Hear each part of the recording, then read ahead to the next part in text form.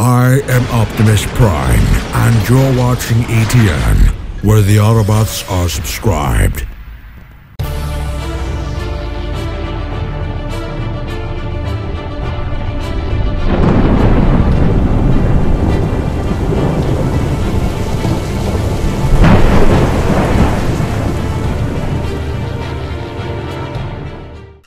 Hey guys, welcome to Entertainment Talk Nation. This is Rob. Got some more Transformers to talk about. So I will put the link to this in the description for those who want to see it. But basically, a lot of news today. Let's just straight up talk about this, because I know I did a lot of videos yesterday on a lot of these movies I'm doing tonight. And that's because there's a cine-con going on, apparently. So a lot of footage is being shown.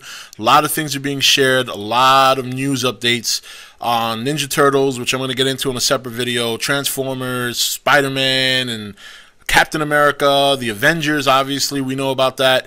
So lots and lots of stuff going on in the movies, and it makes perfect sense. We're about to hit that stride where we're going to get all these big movies coming out within the next 2, 3, 4 months, or the rest of the year, because obviously later on in the year you got the Guardians of the Galaxy, The Hobbit.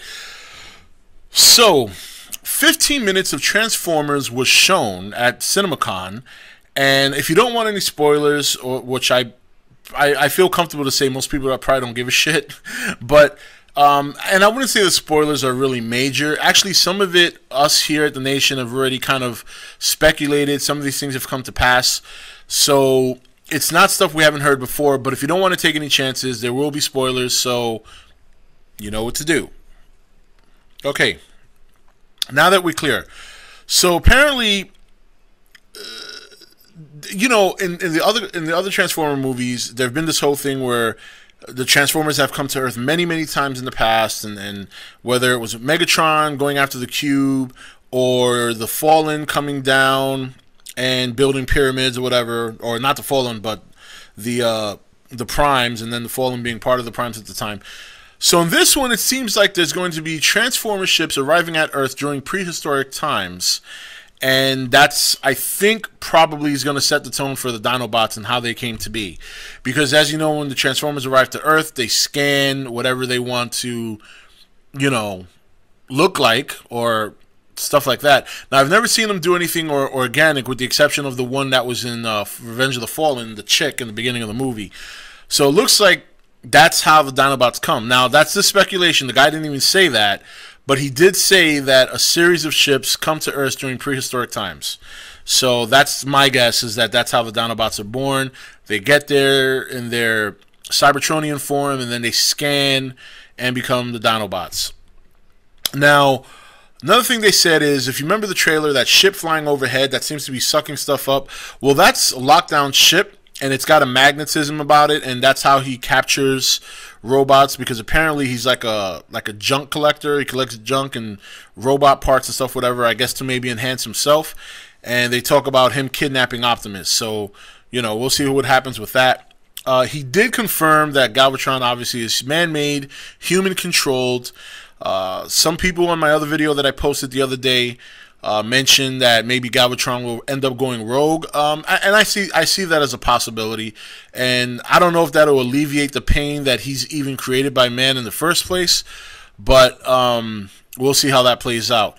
So very interesting, you know. And then they talk about Mark Wahlberg's role and how he finds Optimus, and how the government, I guess, has a way of tracking Transformers when they're known. In particular, I guess they were looking for Optimus, and now they found him, so they obviously go crazy going to Mark Wahlberg's character, his house or his barn or whatever it is, to track him down, and that's when Optimus busts out, and you know, so does his thing.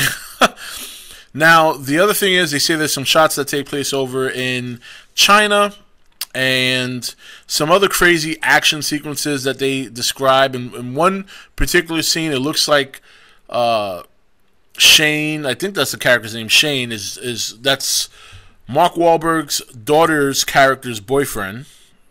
If you can stay with me on that, because I don't remember all their names yet, except with Shane, of course. I guess he drives over some dude, and he scrapes the tire against his face. but it doesn't. The guy was like, it doesn't kill him, or it doesn't. I'm sure it scars him and burns him, but it doesn't actually kill him. I guess I'd have to see it to see how that plays out. It sounds like it should kill him, but the guy insists that, you know, it looks cool, so we'll see. One thing he did say, though, and most of you will find this interesting, especially for those of you who hate the series and genuinely don't go to see it. He said that if you're a Transformers fan, if you've been a fan of the series, then you'll like the movie. And if you're not a fan of the series, there's nothing so far that he sees in this 15-minute shot that's going to change anyone's mind. So what that tells me is you're going to get the same old thing that you've gotten before. Lots of explosions, lots of robot fights, a very, very thin plot, and that's it. That's it, you know. Now, I know I said that I was very upset about the Galvatron thing. I still am. If he goes rogue, will that alleviate that pain? I don't know. I don't think so. I don't think initially it should be like that anyway.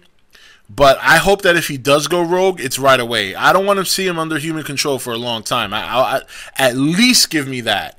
It's bad enough he's already made by man. The fact that he's going to be controlled by man, I don't want to see it throughout the whole movie and then come in at the end and he becomes, you know. So we'll have to see what happens. I mean, you know, Michael Bay is, you know, he's done a lot of movies that I have enjoyed, honestly. I mean, for those of you who've been with E.T.N for a long time, anytime I've talked about Transformers and this and that, you guys know for the most part, while I do criticize the plot and I do criticize some things about the movie, and I have said that I enjoy them for what they are, and it's just the kind of movie where you go in, turn your brain off, and eat popcorn. But the Galvatron thing really did bother me. That bothered me a lot because I grew up during the G1 era. The 1986 Transformers movies, which I have on DVD, and I still watch it from time to time because it's that good. It hurts to see Galvatron. I know it sounds crazy, it hurts. But it does. It hurts to see Galvatron created by man. I didn't expect to see him created by Unicron. I understand that. I understand, you know, I said this in the other video. But being controlled by humans and being built by humans to me is just not the way to go. But, you know, we'll see what happens. We'll see what happens. So I just wanted to share that. The link is in the description for those of you who want to hear or read about it yourself. And share your thoughts. What do you think about the first 15 minutes? There are some things I might have left out, so go see it. I don't, you know, want to just do all of it. But the link I'm leaving is from IGN. They've got a lot of news updates over the last 24 hours. So that's kind of where I get my news. They're a pretty good source. I like that site a lot, so I usually go there first. And, yeah, that's basically it, guys. So go check it out. Tell me what you think. You know, Transformers. Let's see what Bay does. Again, we already know what he does with Galvatron, the bitch. Sorry. This is how it is.